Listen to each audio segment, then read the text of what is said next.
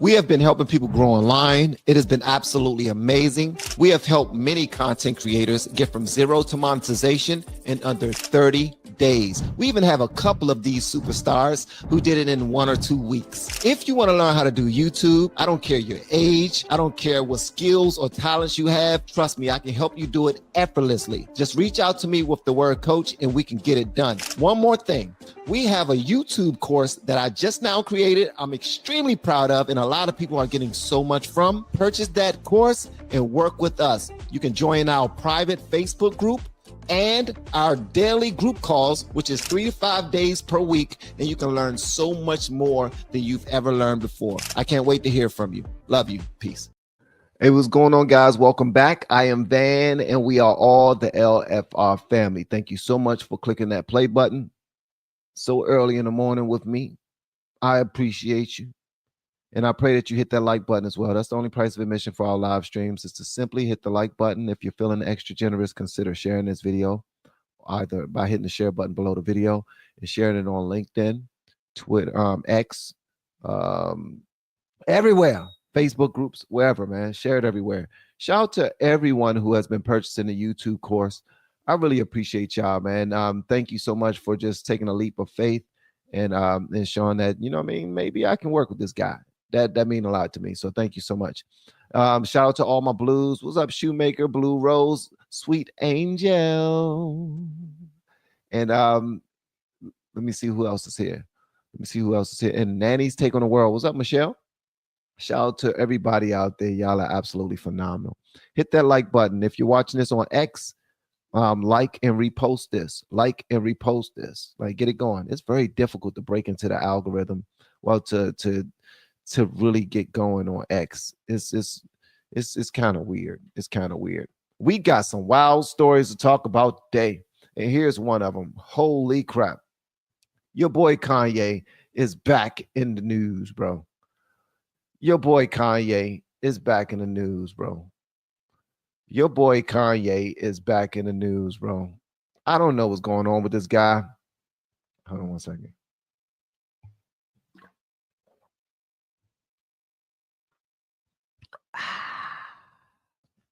Taste that. It's early in the morning. I do not have on a bonnet. This is a lock sock. So if anybody pull up inside the chat and they mention the word bonnet, as soon as they fix their lips to say bonnet, they say, I want y'all to do what y'all do. I want y'all to stop. All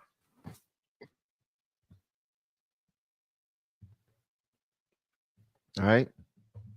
Y'all do that for me. But yeah, your boy Kanye is back in the news. Apparently he put something out there. He put out a new tweet. They got the internet going crazy right now. They are really having a field day on Kanye right now, because this is always something. At first it was the swastika.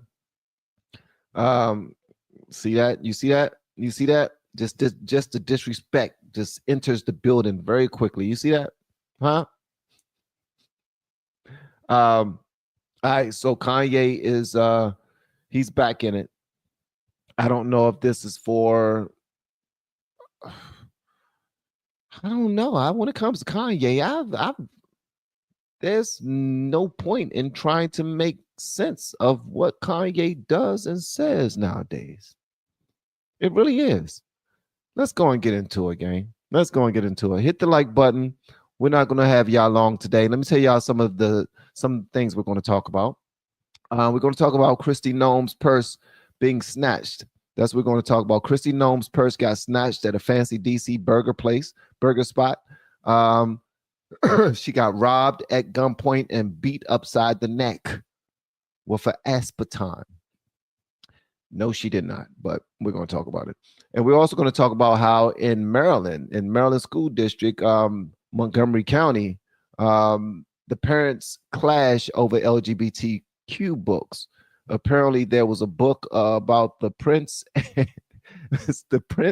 and the knight fall in love.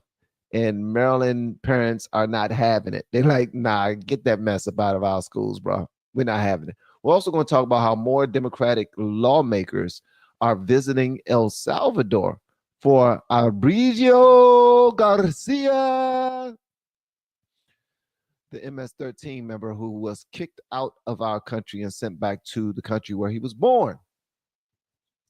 Deported. There's nothing more to that. Like, he was deported. What was supposed to happen happened. And now more lawmakers, Democratic lawmakers, are going to El Salvador to bring back Abrigio Garcia. Also, we're going to talk about Nadine Menendez, wife of ex-Senator Goldbar Bob Menendez, convicted of sprawling bribery scheme. So she's convicted of bribing people. Yeah. We're also going to talk about how P. Hegseth blames his second signal leak on anonymous smears, and Trump defends him. All right. And we're going to briefly touch on Charlie Kirk and Bill Maher conversations, their discussion that they had. Well, apparently their conversation is being censored on X. All right. So we're going to talk about that as well. Do me a favor and hit the like button, gang. And I'm going to try not to, hold y'all too long this morning. PG-13, the Bill Hound Show. Welcome, brother. Good morning. He said, have a can of sardines on me, bro. I appreciate it. Thank you so much. Thank you so much. And for all the people who bought me a coffee in the last couple of days, Carolyn, Renetta, Stephanie, Latanya, someone just put someone. Oh, I know who that is.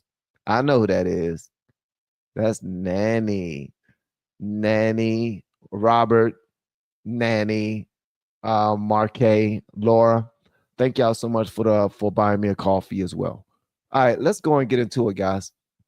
Kanye West posted this right here on his show. I mean, on X. All right. When I saw it, I tried to ignore it.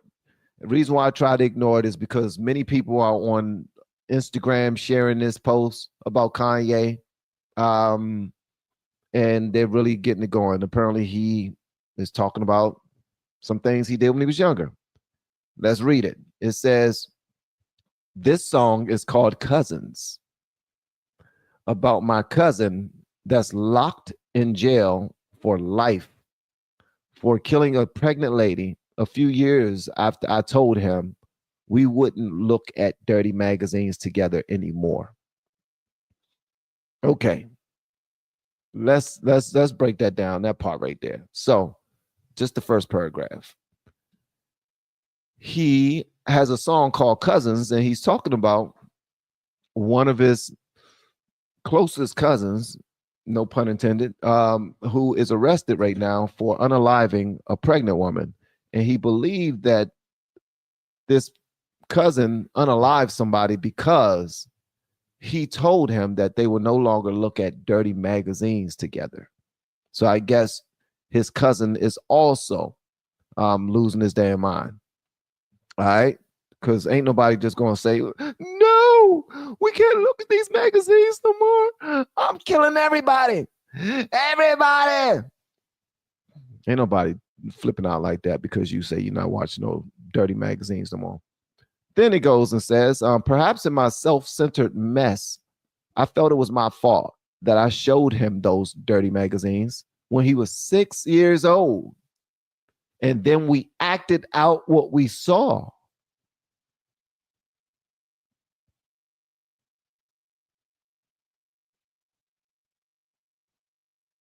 Kanye, do you realize what you're saying here, bro? Kanye, do you realize what you're saying here, man?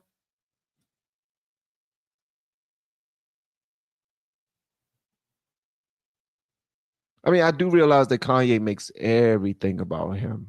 Everything about him. Somebody get locked up. He unalive who? He killed the pregnant lady? I know why he did it. He did it because I stopped watching those. I stopped watching the dirty magazines with him. Yeah. I already know that happened. Also, he's doing it because when he was 6 years old, I was the one that turned him on those dirty magazines. And then we would play house. We would play porn. We would play gay porn and act out what we saw in those magazines. Hold up. That's not even it, man. That's not even it. And then it goes on to say, my dad had Playboy magazines, but the magazines I found in the top of my mom's closet were different. So apparently, mom had some wild ones, like some super wild ones. Some super wild ones. Dad had Playboy magazines and mom had some magazines, and they all partook. And then him and his cousin did this last part. And this is the part that's going all across the internet right now. This last line in his tweet. This last line in his tweet is what's really setting the internet on fire this morning. Kanye, why do you do this, bro? Like, why are you? I don't get it, man. I really don't get it. I really don't get it, man. I try to understand just so I can empathize, you know what I mean, as a human being. But Jesus. All right, here we go.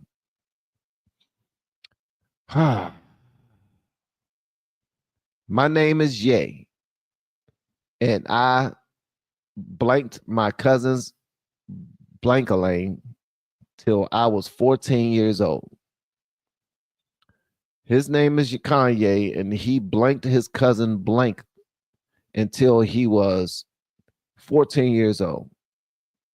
All right, so let's go ahead to the source, bro. Let's go ahead to the source because I gotta see. This is wild, man. This is wild, bro. Hold on one second. Here we go. Here we go, guys. Let's see what the source says. Did he delete it? Why is everything on Kanye's page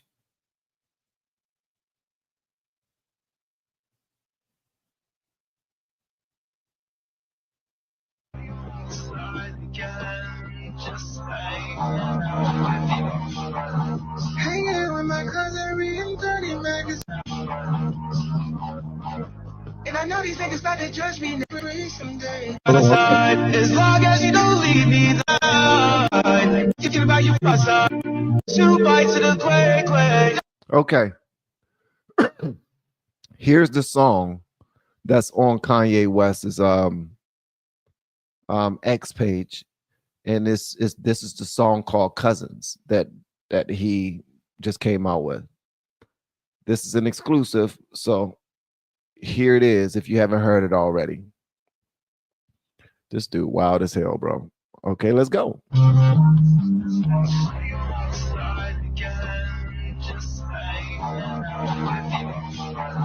Hanging with my cousin reading 30 magazines. We seen 2 niggas kiss and we ain't know what that shit mean. Then we start reenacting everything that we had seen. That's when I gave my cousin head, gave my cousin head, gave my cousin head, I gave my cousin head, I gave my cousin head.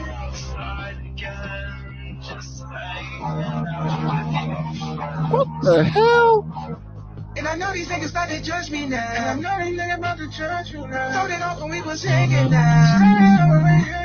I was my cousin not to tell nobody. Please won't tell me take it to my grave. You can set you free someday. I don't think they understand that I'm not attracted to a man. They thought I was gay. Nitrous don't help me, it just put me in a trance. I'm talking about euphoria, I'm not talking about a man. Told her don't leave me, cause I need you by my side. As long as you don't leave me, then I'll probably be alright. In that one time that you left me, I didn't get no sleep that night. In that one time that you left me, I took 10 bursts to get high. 10 bursts to get high, pray that I don't die. But if I die, you in the sky. 2 bites of the quake, don't leave, just stay, babe. Let's go on a vacay. Leave the world behind. Leave the world behind. Leave the world behind. Nitrous don't help me, it just put me in a trance. I'm talking about euphoria, I'm not talking about a man. Told her don't leave me, cause I need you by my side. As long as you don't leave me, then I'll probably be alright. Then I'll probably be alright. Took 10 first to get high, 10 first to get high. Pray that I don't die. But if I die, you in the sky. 2 bites of the quake, don't leave, just stay, babe. Let's go on a vacay. Leave the world behind.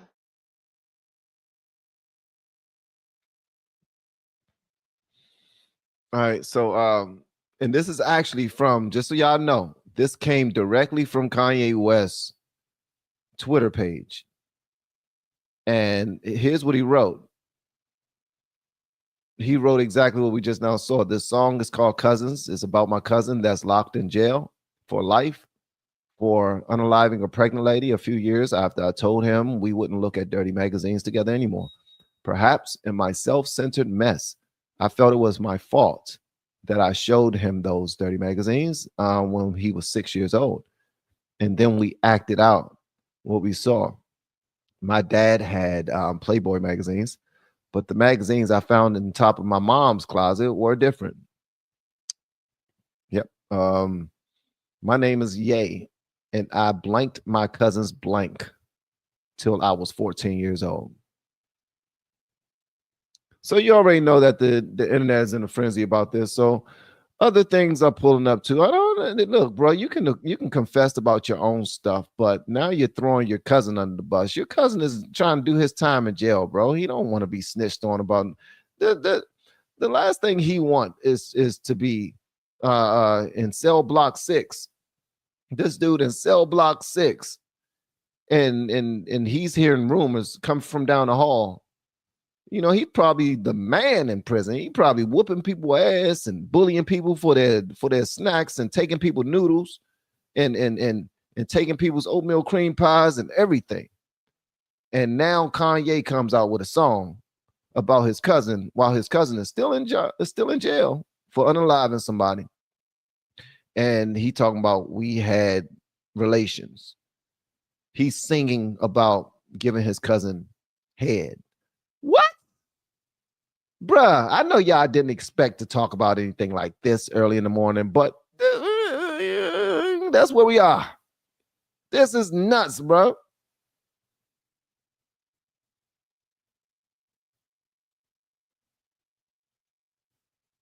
So apparently there's a person by the name of Jeffree Star. Jeffree Star is this person right here. This is Jeffree Star. That's Jeffree. Wagwan Jeffree. So Jeffree Star is saying that him and Kanye, well, Jeffree and Kanye, I don't know how they want to be, but him and Kanye, all right. Jeffree alluded that in a new post, the rumors of him having sexual relations with Kanye are absolutely true. They're true. All right. So that's where we are right now. Jeffree Star is saying that these joints are true. And everything points back to Diddy. Everything points back to Diddy. Diddy can't do a thing, bro. And what is this gay fish about with Kanye, man? So, wow. Everything points back to Diddy. All roads point back to Diddy. This is ridiculous. Oh my gracious, bro. This is nuts. Oh man, I promise you this is absolutely nuts. Thank you so much for the super chat. It reads, I feel bad for Kanye. He clearly has emotional and spiritual problems. Michelle, I'm with you on that. And I do realize that we're poking fun of this situation as a whole, but at the end of the day, man, anybody that goes through something like this publicly anyway, you know that they're going through spiritual warfare. They're going through some mental things. And I know a lot of y'all like, man, I ain't wasting my prayers on no Kanye. I ain't wasting my prayers, bro. This dude is going through something, man. And if he, this is just me, but if he um does not do something to himself within like the next 10 years, I will be surprised. That's the only time I'm gonna say that. I'm not gonna say that again, but that's how I feel about it. And because I came up, I'm the same age as Ye. I mean, well, Ye is a little bit older than me, just by a little bit. But when he was coming up as a rapper, you know what I mean, that's when I was really into rap. I really loved music. I had it, I was infatuated with music. And the brother was very skilled, very talented, different in the way that he made his beats, different in the way that he put together his rhyme schemes, like just different. But a lot of times the geniuses in anything are just a little off, man, a little weird, just a little touched. You know what I mean? That's just how they are. There's nothing that you can do about it. Like geniuses are just, and I mean, y'all like, man, he's no geniuses. He's a pervert. He's crazy. He's racist. He's all these things you want to call him. You know what I mean? But I haven't listened. It's just different, man. When you come up on it, it's like, wow, man. Like people who were huge fans of, say, Elvis, right? And then when Elvis passes away and you hear all of these rumors come out about him and people are putting these things out about him, you know what I mean? They start looking at him a different type of way. And true fans of his, like, man, just pray for that man. He was going through this, that, and the third. Not comparing Kanye to Elvis. That was just the first personality, that person in Hollywood that I can think of when it comes to this Kanye West story. Pray for this brother, man, because praying for him, here's the reason why you want to pray for Kanye. Praying for Kanye helps anybody that's under his care, anybody else that he's responsible for, anybody else that he's connected to. Children are involved. And I know a lot of you don't like the Kardashians. That's cool. But these kids did not ask to be born to come into this world through Kim Kardashian and Kanye West. You know what I mean? Although they have amazing lives, you know, on the surface, their mom and dad are going through some things publicly, and we are talking about it and laughing about it, joking about it, breaking stuff down that has nothing to do with us. You know what I mean? And these are people at the end of the day. I'm not saying empathize. I can care less if you want to be on his side. I'm just saying it's good that we do take a moment just to pray for these people. Just to pray for these people. I say that's the same way for people who don't like Kanye West. If you don't like, people who don't like Trump, right? The best thing you can do is pray for Trump, because Trump is the leader of the free world at this moment. And for people to want him to fail, I don't get it, because if he fails, we all fail as a country, right? So probably wasn't the best analogy, because if Kanye fails, we don't fail as a country. If Kanye fails, he just fails. If Kanye dies tomorrow, his family will still be rich. Matter of fact, they'll be richer. They'll be wealthier, but they'll be without a father. And I don't give a damn how much money you have in the bank. Nothing can replace your parents, man. Nothing can replace that hole, that emptiness that you have inside of you after losing your parents, or after losing your loved ones. But it does seem like after he lost his mother, Sugar Honey Iced Tea just went left. Things just went left. And now he's making up songs about giving his cousin head. His cousin that's locked up right now. Like, come on, bro. Really? You had to make a song about giving me head, bro? Really? At least I thank you for not saying that I gave you, because I'm glad you told the truth. But come on, bro. Don't put me in that. What if somebody made a song about you dry snitching about something that you done a long time ago and got away with and nobody else knows about, but they make a song talking about all of Van's blues, then did some dirty things at the Diddy party. But I just want to clear my soul by putting this information out there. All of LFR family blues, his blues, his blues, all of his blues, all of his blues was at the Diddy party. At the Diddy party, all of LFR family blues, blues, all of his blues on drugs, doing nasty gay things. All of his blues on drugs, doing nasty gay things at the Diddy party. At the Diddy party, all of LFR family blues.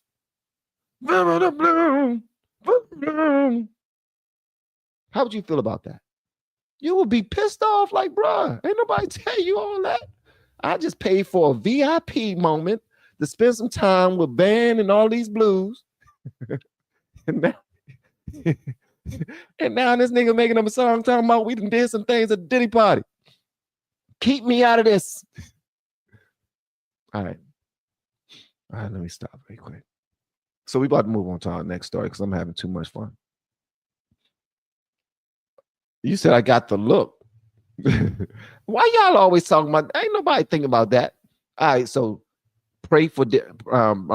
Pray for Diddy. Pray for Diddy. Pray for Ye. All right, pray for Ye. In other news, Kristi Noem. Kristi Noem was I don't know why I'm smiling because this is not funny. This is not funny at all. So Kristi Noem was robbed in DC. She was robbed in Washington, D.C., bro. Somebody ran up on her, put that gat to her back, rat-a-tat-tat, said, get on the floor before I met. I don't know how to freestyle. All right, so this is what happened, right? Pull this up for y'all so we can see for ourselves. Kristi Noem, you know what I mean? When you're walking around the trenches of D.C., these things can happen, sweetheart. These things can happen, sweetheart.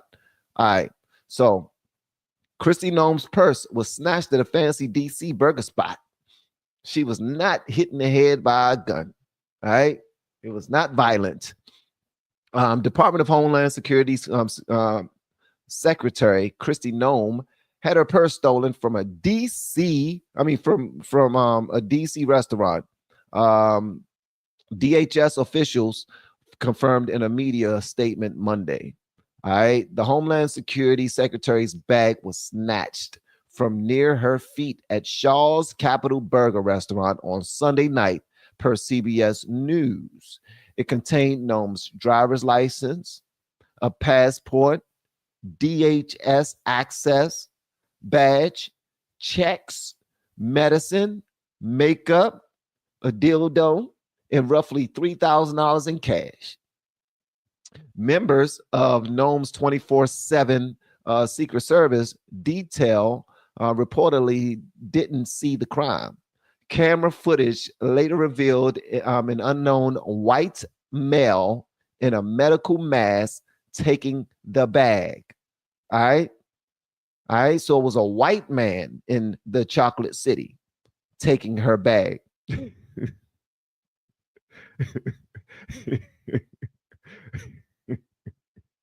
I don't know why that's funny. I don't know why that's funny, man.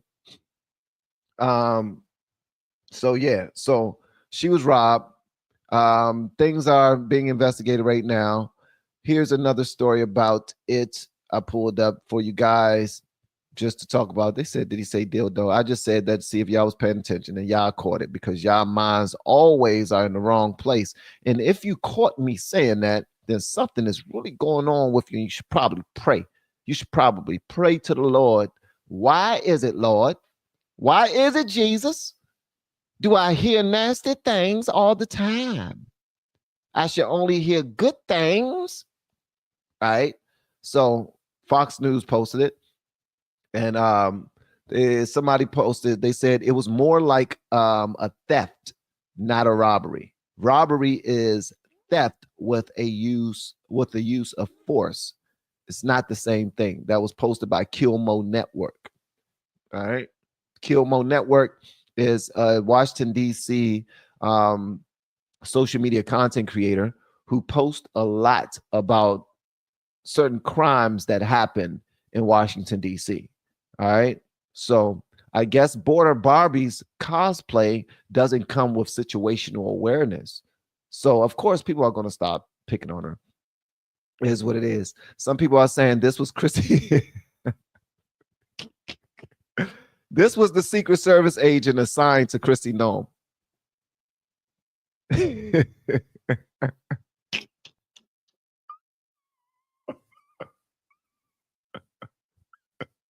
Y'all remember her? I know y'all remember her, bro. Her old clumsy ass that didn't even know where she was. She was like, "Oh, it's go time. Everything I practice, I gotta do. Where we go? We go over here? Is this my gun? This your gun? Where? How do I hold it? Okay, how do you take the safety off? Can somebody tell me how to take the safety off? I'm trying to use my gun. I just now heard shots fired. It's go time." And this is what happened, bro. This was her security detail. Kristi Noem's security detail at the restaurant at the time, and she got. All she was trying to do is eat her little burger in peace. You know what I mean? She didn't think anybody was going to reach down on the bag. I mean, reach down on the floor and take her Dooney and Burke, all right? Because she had a very expensive bag. So they saying that her bag was really expensive. So it must have been a Dooney and Burke or Michael Kors. It probably was a Michael Kors bag if it was a real expensive bag. So a Dooney and Burke bag, a Michael Kors bag, or if she was splurging, probably a Coach bag. Yeah, it probably was a Coach bag, Dooney and Burke, or Michael Kors. And she had $3,000 in cash in that bad boy. Yeah. 3,000. She had 3 racks in that joint. Talking about. So yeah. So she had an extremely expensive purse. So shout out to her Dooney and Burke Kate Spade joint. She had her Kate Spade joint. She had her Kate Spade joint. Because one of the expensive ones, you know what I mean? Or the Michael Kors, one of the really expensive bags, the Michael Kors or the Dooney and Burke bags. So they snatched her Dooney and Burke, ran off. The $3,000 was in the bag. And they ran off, man. They got the bags, bro. They got the bags, man. Those are not expensive bags. Okay, an elitist would say something like that. But Dooney and Burks are expensive to me. Apparently, Dooney and Burks are not expensive to Mika. Okay. But the Michael Kors bag, those joints are really expensive. All right. I see y'all saying stuff like Fendi's and Birkins and Gucci's and Louis Vuittons and Kate Spades and all those other super expensive bags. But I was just talking about the bags that I can think of that are really expensive. And the Dooney and Burke bags, those bags, man, people sell their house to buy a Dooney and Burke. You sell your house to buy a Dooney and Burke. Those joints. Sheesh, that's the one with the duck on it. Yeah, like StreamYard, the StreamYard duck. Yeah. That joint got a StreamYard duck on it. But yeah, that joint got snizzatched. That joint got snizzatched while she was dipping her fries in the mayonnaise.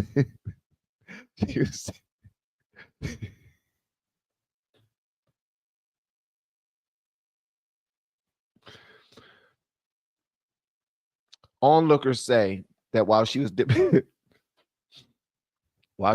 her fries in her mayonnaise, while Kristi Noem was dipping her fries in her mayonnaise, a white man came out of nowhere, snatched her Dooney and Burke, and just ran down the damn street. Yeah. So that's what happened. And her private security was just too late to step up and get the action. So yeah, so she was dipping her fries in her mayonnaise, man. And somebody said, "Man, a free bag. Let me go and get that." Let me go and get me a free bag. Let me go and get me one of them free bags, bruh. Get me one of them free bags. In other news, in other news, in a deep in Maryland, I don't know if y'all know this about Maryland, but Maryland is extremely blue. Extremely blue. Well, apparently in one school district in Montgomery County, which just so happened to have a little bit of money, shmanians, a little bit of cash, just a little bit of bread in Montgomery County. They got some bread. I worked in Montgomery County, right there on the line of Mo County and PG County for 17 years. Right there, smack dab on the line of Delphi, Maryland, Hyattsville, in that area. And there's some money out there. That's actually where MS-13 is too. But apparently the Supreme Court is hearing Mahmoud versus Taylor, a case brought by religious parents in Montgomery County, Maryland, who argue that the school district's policy of not allowing opt-outs from lessons involving LGBTQ themed books violate their First Amendment right to free exercise of religion. So they're not able to opt out of certain assignments based off of their religion. So if the teacher is trying to get us to read a book, get the kids to read a book that's about LGBTQ, is about, a knight falling in love with the prince, and their parents are like, we don't want our children to have any parts of that, then we should be able to opt out of that. They say, no, you can't opt out of it. You're going to get a 0. So the case centers on 9 picture books for K-5 students, including the titles like Pride Puppy, Love, Violet, Uncle Bobby's Wedding. Okay, that's when Uncle Bobby is marrying Uncle Jimmy. And Born Ready by Lady Gaga, which features LGBTQ characters on or themes such as same-sex relationships and transgender identities, boys and girls. The plaintiffs, including Muslim, Christian, and Jewish parents, claim that exposure to these books conflicts with their religious beliefs and that the lack of an opt-out policy infringes on their ability to raise their children according to their faith, right? So that's all they're saying. Montgomery County Public Schools argue that the books are part of an inclusive curriculum evaluated by educators, and that allowing opt-outs could undermine efforts to foster diversity and inclusion, potentially disrupting classroom instruction. So the school system is pretty much saying, no, we're not allowing any opt-outs, because if we do, then everything we're trying to push for diversity is null and void. We need all of y'all to play by our rules. All right. And if you don't go along with the plan, with the program, then people will start getting confused. My thing is this: trying to force feed people to become diverse by reading books about Uncle Bobby's Wedding and Born Ready. What the hell is Born Ready?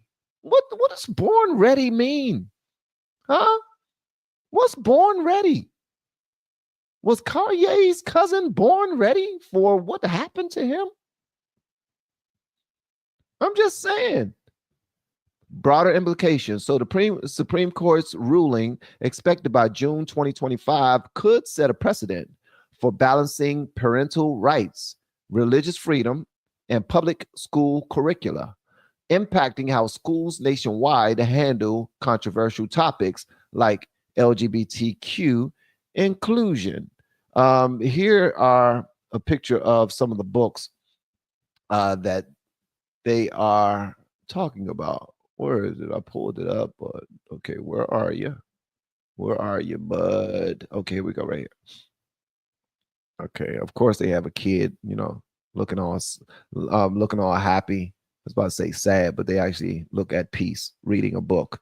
You know what I mean? And just here's one book called The Prince and the Knight, Born Ready. Love Velvet is it looks like a, you know, a little lesbian in training book. All right. So for all the lesbians in training. So that book is for them. Born Ready.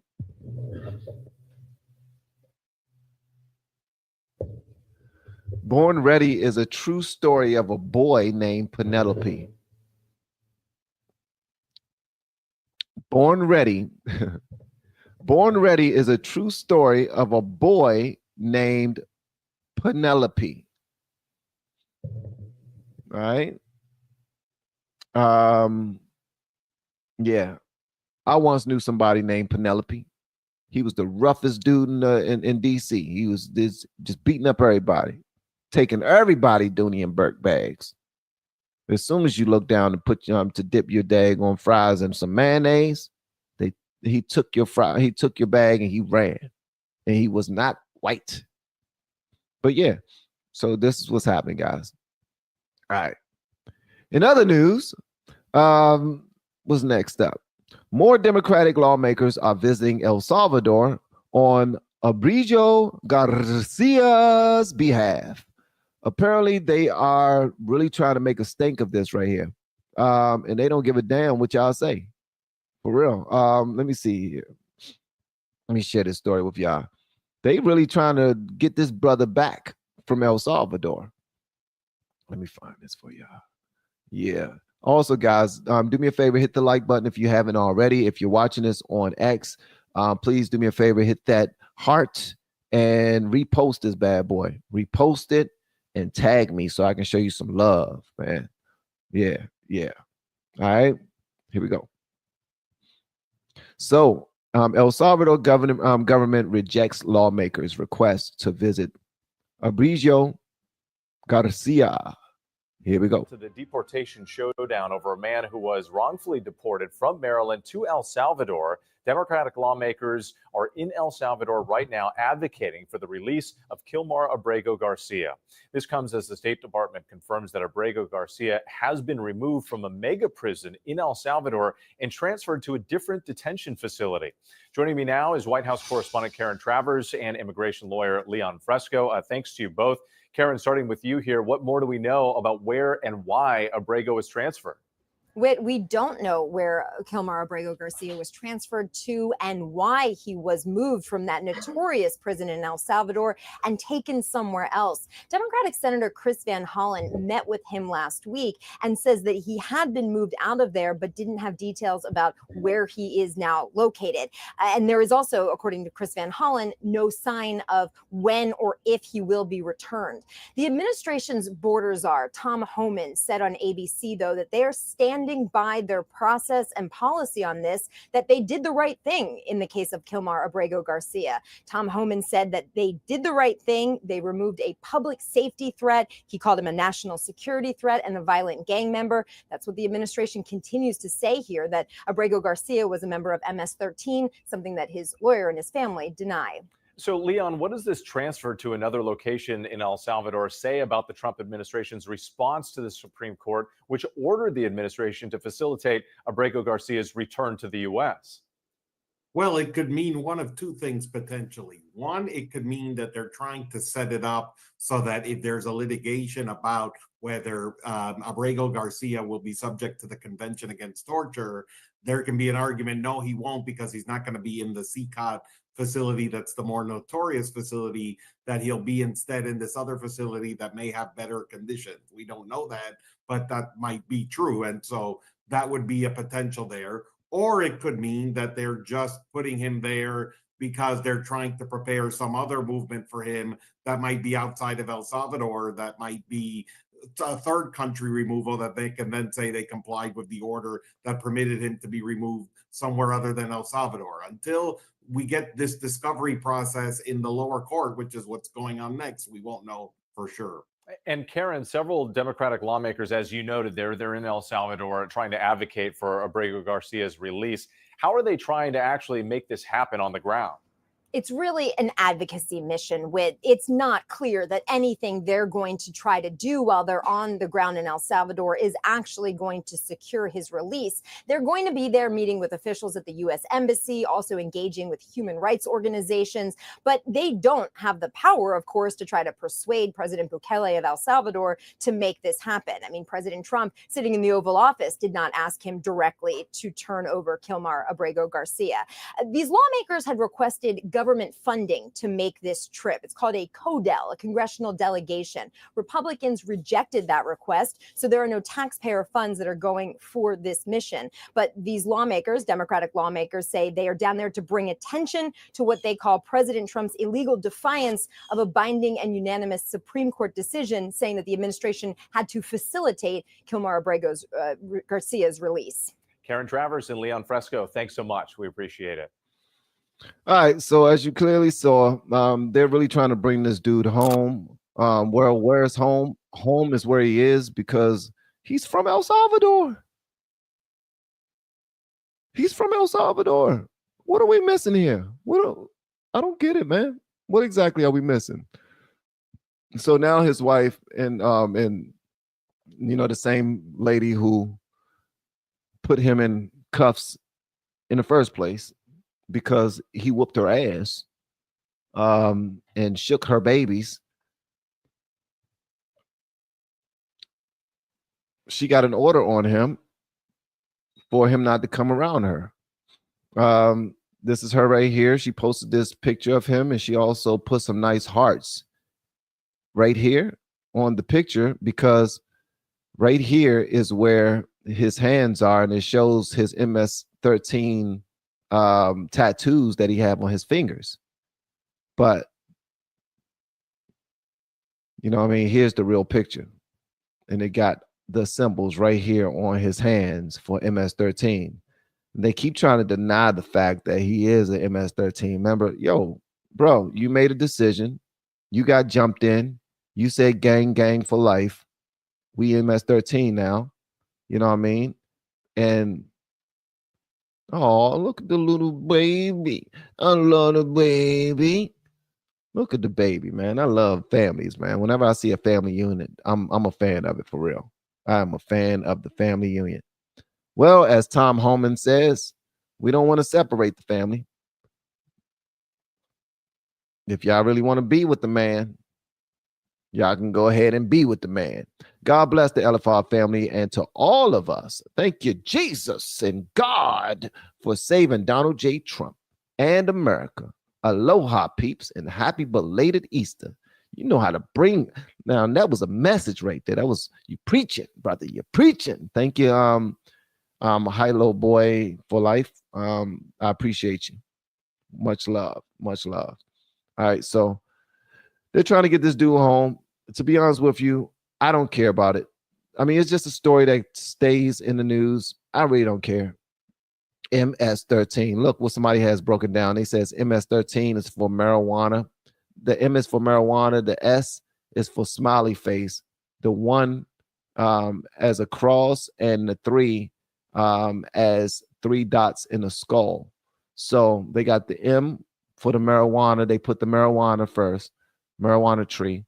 And then they got the smiley face second.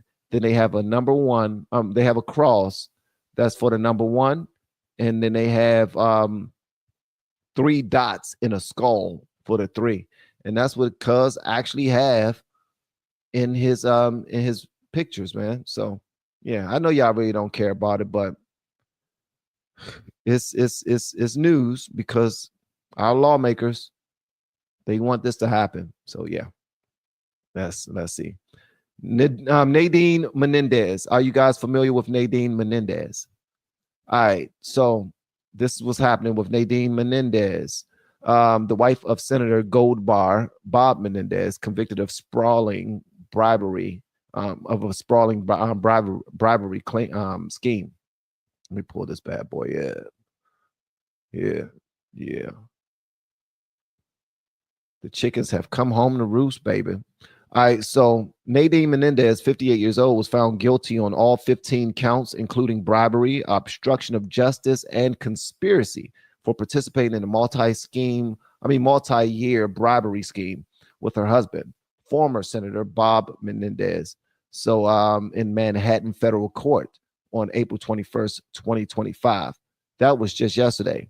Speaking of April 21st, 2025, let's talk about April 22nd. Today is Naya's birthday. I want to say happy birthday to my baby girl. That's my sweet cake, my milkshake. Yeah, that's my baby. Best thing I ever did in my life was become a father. Best thing I ever did in my life. I swear to goodness, man.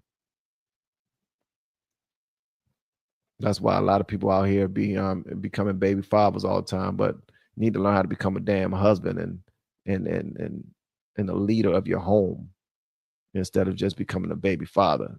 That's not it. All right, so check this out right here. Here's a video I pulled up for you guys to see a little bit about this Nadine Menendez situation, and then we will have a small conversation about it. Thanks again, guys. Y'all are absolutely phenomenal.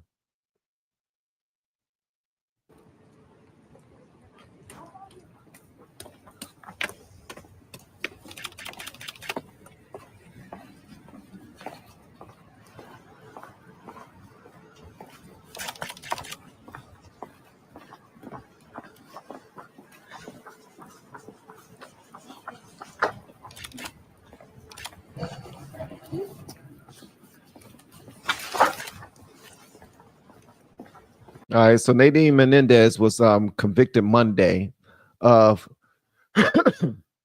of cooking up a crooked scheme with her husband, ex-U.S. Senator Bob Menendez, to sell out his political posts for gold bars, a Mercedes-Benz, and other bribes. They selling it for a Mercedes-Benz. You know, if you're driving a Mercedes-Benz, then you definitely own a couple of Dooney and Burks and a couple of Michael Kors too, and a couple of Coach bags. Jurors found the 58-year-old Inglewood Cliffs resident guilty of all 15 federal corruption charges against her following about 8 hours of deliberation over 2 days. Jesus. Wearing all black, save for a pink mask over her face, Nadine showed no discernible emotion as the jury foreman read out the guilty verdict inside a sparsely filled Manhattan federal courtroom.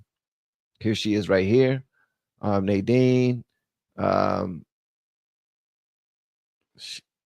She don't look very bothered. You know what I mean? She got on her all black with her pink. She actually looked pretty fly. You know what I mean? She's stepping on him.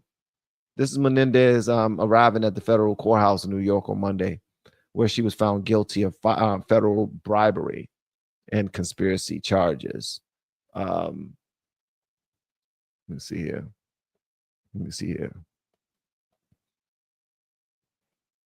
Yeah. So there you have it. Prosecutors said she acted as the go-between, connecting Bob with businessmen who funneled bribes to them from the Egyptian and Qatari governments. Now, in exchange, the pilloried POL leveraged his powerful post as head of the Senate Foreign Relations Committee to lobby colleagues to unfreeze $300 million in Egyptian military aid that had been held up due to human rights concerns and dole out other valuable favors. Jurors heard. What else can the love of my life do for you? Nadine told one Egyptian official while sitting alongside her cigar puffing hubby during a May 2019 dinner at Morton Steakhouse, evidence revealed.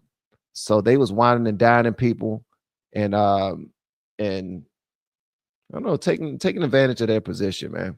So former Garden State insurance broker Jose Uribe testified that he bribed Nadine with a new Mercedes-Benz C300 in exchange for her husband's help shutting down a criminal probe. Congratulations, mon amour de la vie. We are proud owners of a 2019 Mercedes. Nadine texted her husband after receiving the first payment toward the new car, using French phrase for my love my life. Love of my life. FBI agents who raided the couple's Inglewood Hills home found the luxury car parked in their garage and more than $150,000 in gold bars stored inside Nadine's safe. Jeez Louise. They was getting it, bruh. Jurors saw more than $400,000 in cash stuffed into envelopes and strewn across the home, including inside the former senator's official government windbreaker. As the bribes poured, what the hell is that? Just Fashion Nova. I don't want nothing from no daggone Fashion Nova. They just popping up as the bribes poured in from businessmen Uribe, Wael, Hannah, and Fred Daibes. Nadine put the senator's power up for sale. The prosecutor said, calling her his partner in crime. So this dude is going to jail. She's going to jail. Everybody's going to jail. The defendant helped Robert Menendez put his power up for grabs. Prosecutor Paul Monteleone said in his closing statement, "You saw again and again a clear pattern of corruption." So, long story short, they're going to jail. Jail or hell. That's where they're going. Let me see. You know I drive a Benz, sir. The shade. Let me tell you something. You make sure you protect your Dooney and Burks. All right? You protect your Dooney and Burke. You protect your Michael Kors in that Benz. Now, I swear the elitists always speak out, bro. I know some people who are elitists. Yeah. All right. So let's talk about Trump defending Pete Hegseth. All right. So Pete Hegseth is in the news again because of another signal leak. All right. I don't really know how to take it because pause, but that just really he's going through it again. He blames anonymous smears. That's what he does. Trump defends him after a second time that the signal chat was revealed, and some people are saying get rid of Pete Hegseth. Some people are saying, you know, this happens to the best of them. Don't know. But I'm still learning about it, so I don't have an opinion on it just yet, to be honest with you. So, but here's the story right here. Y'all check this out. Let me know what y'all think in the comments. And yeah, hold on one second. I gotta share this first. Hit the like button, gang. And if you're watching this on X, do me a favor, like this video and hit the repost. Repost this bad boy. Do it for me. Yeah.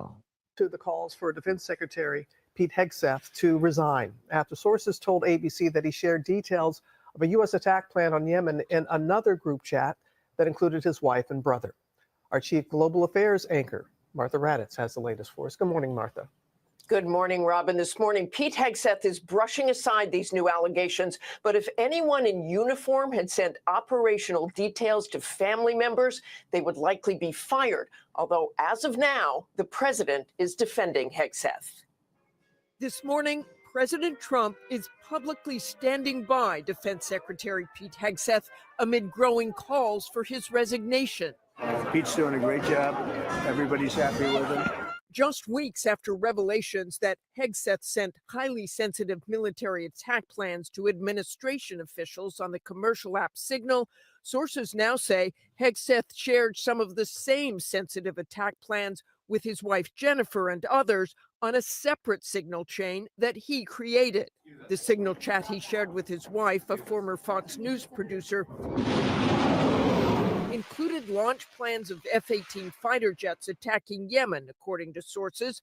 Hegseth has also been under scrutiny for allowing Jennifer Hegseth into some meetings with foreign dignitaries, but Hegseth denying he did anything wrong. We're changing the Defense Department, putting the Pentagon back in the hands of warfighters, and anonymous smears from disgruntled former employees on old news doesn't matter. This comes after a week of chaos at the Pentagon, with some of Hegseth's own top aides escorted out of the building after a leak investigation.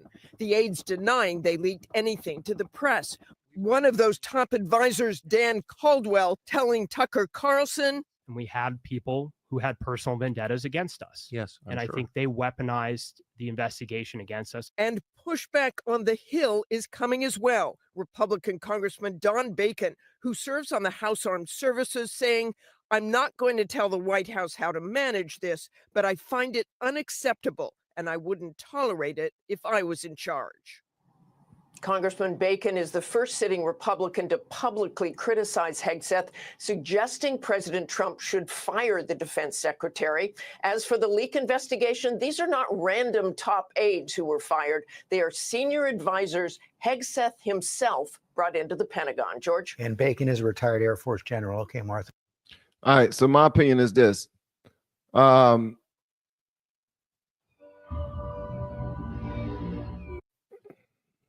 I think they need to kick rocks in their socks and let Trump and his people do their thing. They keep on saying sources say, who the hell is these sources? Are these the same sources that y'all probably paid to find whatever information that they possibly can find so that you can break down the Trump administration and try to get in front of whatever he's got going on? Like, there's always going to be somebody getting into the weeds and trying to F things up. That's what this seems like again. It seems like they're trying to F things up. Is Pete Hegseth wrong for allowing this information to get out there? Yeah, he need to be more careful. You need to be more careful. But this ain't messing nothing up. But it's evident that they're trying to get rid of Pete Hegseth. They didn't want him to get the position in the first place. They kept saying that he was unqualified because he didn't have the college degrees to go along with the position. For some strange reason, that means a whole lot to people in Washington. The college degrees, you got to have the degrees. You got to have the degrees. But this dude he's the man for the job, man. Let him do his thing. Now, every little thing that comes out, you already know that they want Trump to fail. They want him to fail miserably. They can't wait for him to fail. So when stuff like this comes out, they're going to be on the front line, making sure that everybody knows about it. They're going to be standing on their soapbox, yelling from the mountaintops that Trump effed up again. Someone that he handpicked effed up again. All right. President Trump strongly backs Pete Hegseth, and he dismissed all concerns about the chat as a waste of time. And he's still praising his performance, stating that Pete's doing a great job, as we heard him say during his White House Easter egg roll on yesterday, April 21st, 2025. Now, Hegseth also denied sharing classified information, attributed the reports to anonymous smears by disgruntled former employees. Do you think the likelihood of that is true? Hell yeah, it's true. I mean, do you know how many people are pissed off right now that Trump won? How many people never thought that this will happen again? People don't like the new regime. They hate the new regime, man, because they not on the side that they thought that they can take advantage of for the next 20, 30 years, which is the Biden administration, everything that was put into place by them. So this whole thing is just trash, in my opinion. Over 36 Democrats, including Senate Minority Leader Chuck Schumer, I know y'all aren't surprised, and Senator Tammy Duckworth, demanded Hegseth's resignation or dismissal, citing reckless handling of sensitive information that could endanger troops.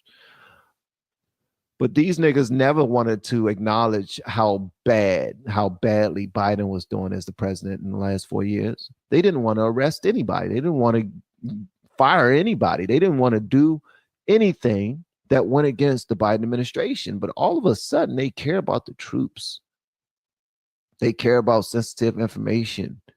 They care about the country all of a sudden. They do not care about the country. They care about their positions. They care about their positions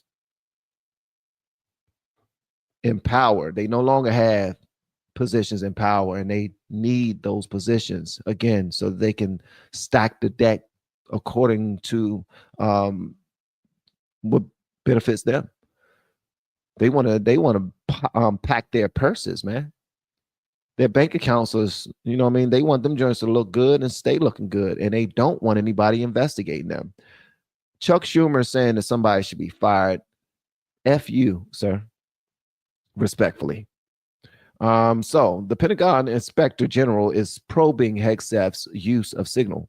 And while most Republicans have remained silent, Republican Don Bacon was the first congressional Republican to suggest Trump should fire Hegseth, highlighting concerns about his judgment.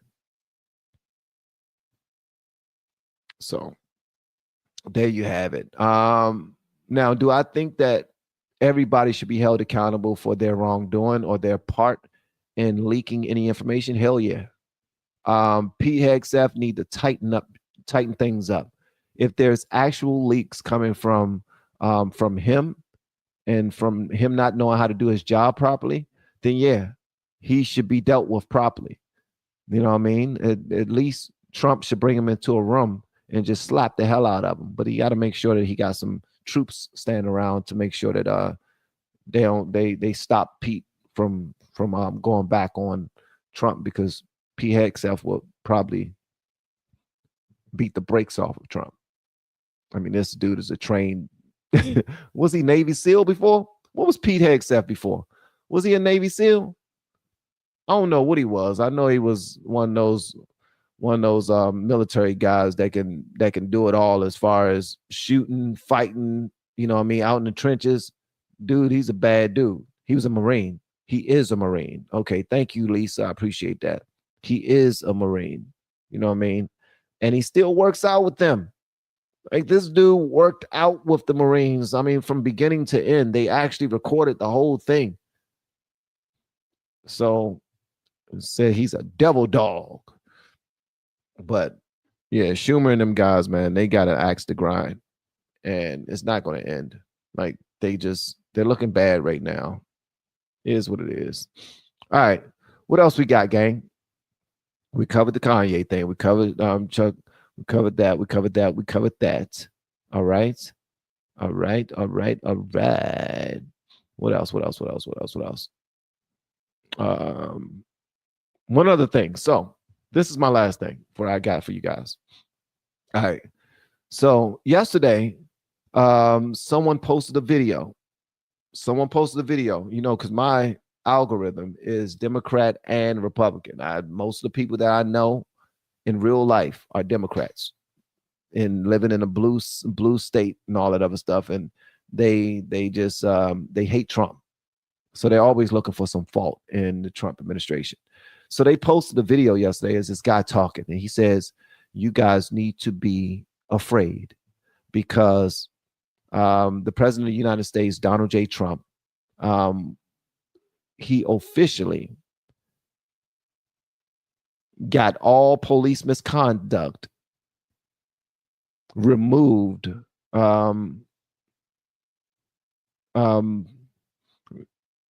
He got the Justice Department to delete all police misconduct from their database. So I went on Grok and I asked the question. I was like, okay, what is this about? This is me asking Grok. I want to show y'all so that you can understand. So I really want y'all to see this right here, because this was important to me. So I went to Grok and I said, did Trump ask the Justice Department to delete the police misconduct database? Grok said, yes. President Trump ordered the shutdown of the National Law Enforcement Accountability Database, NLEAD, which tracked misconduct by federal police officers. This action was part of an executive order signed on January 20th, 2025, his first day in office, that revoked several Biden-era executive orders, including the one establishing the NLEAD in 2022. So this was from 2022, a 2022 database, right? The Justice Department confirmed the database was decommissioned in accordance with Trump's order, as reported by multiple sources, including the Washington Post and The Guardian. The database, initially proposed by Trump in 2020 following George Floyd's murder, was designed to prevent officers with misconduct records from moving between agencies undetected. Jesus. So, hold on 1 second. So when I read that, I was like, okay, so you know what? He actually did do it. And people started responding. This one gentleman said, was this database actually accomplishing what its name suggests it should be accomplishing? Or was it something more nefarious? I don't know. Not sure. And then one gentleman said, the young lady says, the Department of Justice has several mechanisms in place to monitor its federal law enforcement employees, including those within agencies like the FBI, DEA, ATF, and U.S. Marshal Services beyond the now defunct National Law Enforcement Accountability Database. Since the target post highlights the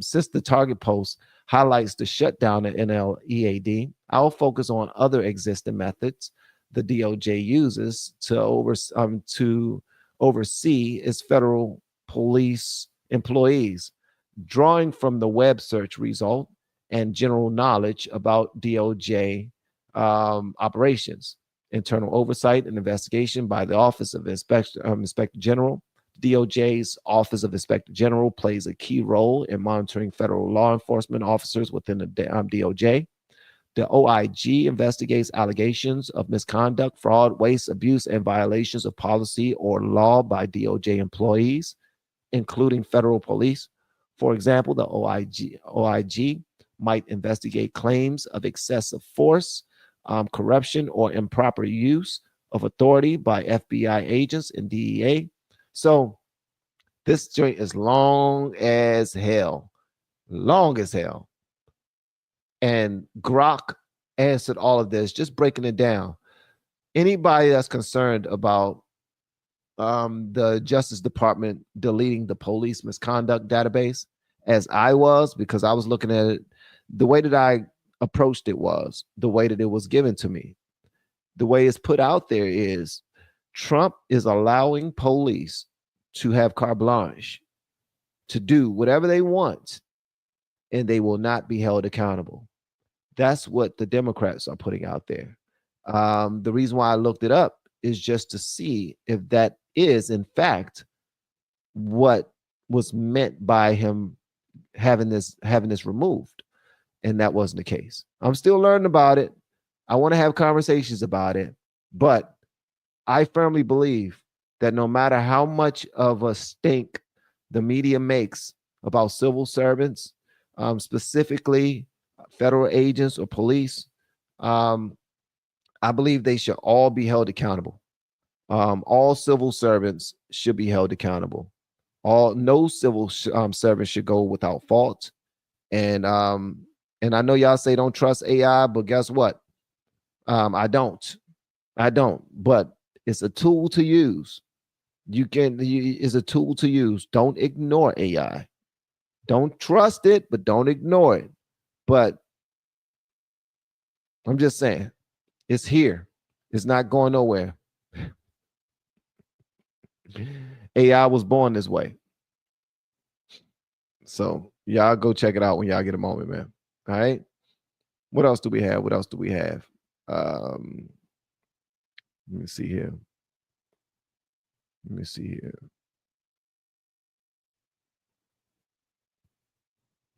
So the person that stole Kristi Noem's bag, apparently they wrote a random note. All right. The person that stole her bag wrote her a random note. It says, "Dear Kristi, $3,000. Wow.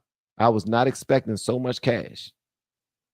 I'll put it to better use than you did, wasting it on crazy rich person sugar honey iced tea. It will be donated to soup kitchens, Have you ever been in a soup kitchen? Of course not. Interesting prescription drugs in your expensive bag.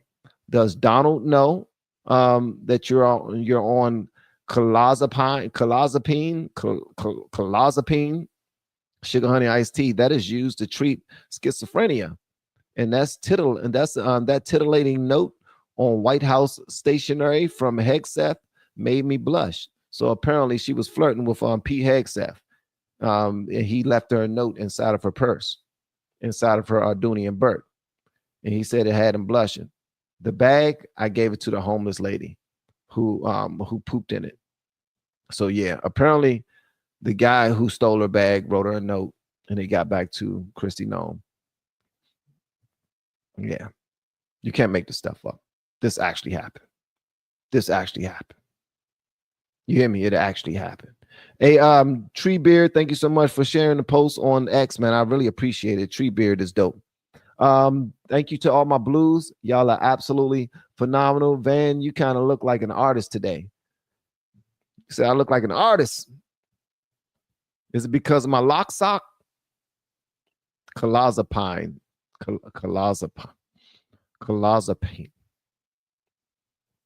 Yeah, clozapine. All right. Yeah, this is a lock sock. If anybody tell you there's anything else, bonnet, do-rag, they're lying. They're lying and they're racist. This is a lock sock. Put the locks up here.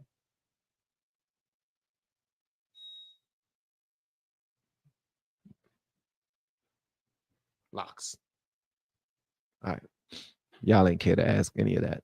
All right, guys. Thank y'all so much for pulling up. All of my blues, y'all absolutely phenomenal. All of my people who respectfully participated inside of the chat, I appreciate you guys. Treebeard, thank you for all your help, brother. And for everybody who submitted a super chat, I really appreciate that as well. For people who purchased a coffee, bought me a coffee, thank you so much. And for people who are looking into content creation and you purchased the course, thank you so much. I appreciate that as well. And if you're looking to get more information about the VIP white glove service, make sure you reach out to me through email. That's van.hall@lfrfamily.com. And that's pretty much it. That was our morning show for the day. Hopefully the rest of your day is absolutely phenomenal. And don't forget to give God all praise, glory, and honor for just waking you up another day. Another day is worthy of his praise. Like, go ahead and praise him. All right? For real. Grace and mercy is enough. You don't have to have Dooney and Burke bags to feel like you're blessed. All right? You don't need no fancy $10,000 Michael Kors bag to feel like you're blessed, or $15,000 Michael Kors bag, or Dooney and Burke bag. All right, you're already blessed, and make sure you love on that person you see in the mirror. That person is greater than you give credit. I promise you. All right, I'll see y'all next time. Love y'all. We have been helping people grow online. It has been absolutely amazing. We have helped many content creators get from zero to monetization in under 30 days. We even have a couple of these superstars who did it in 1 or 2 weeks. If you want to learn how to do YouTube, I don't care your age, I don't care what skills or talents you have. Trust me, I can help you do it effortlessly. Just reach out to me with the word coach and we can get it done. One more thing. We have a YouTube course that I just now created. I'm extremely proud of, and a lot of people are getting so much from. Purchase that course and work with us. You can join our private Facebook group and our daily group calls, which is 3 to 5 days per week, and you can learn so much more than you've ever learned before. I can't wait to hear from you. Love you. Peace.